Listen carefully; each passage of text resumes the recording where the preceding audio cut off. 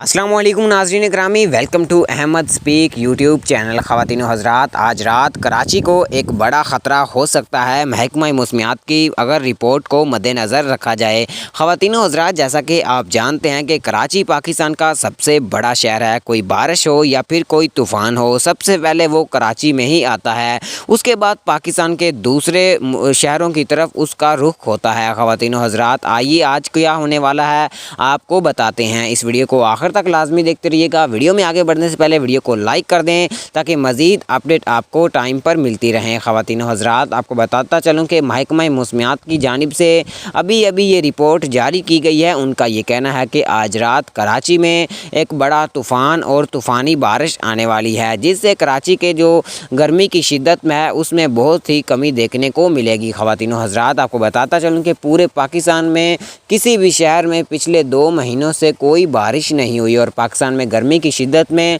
बहुत ज़्यादा इजाफ़ा हो चुका है।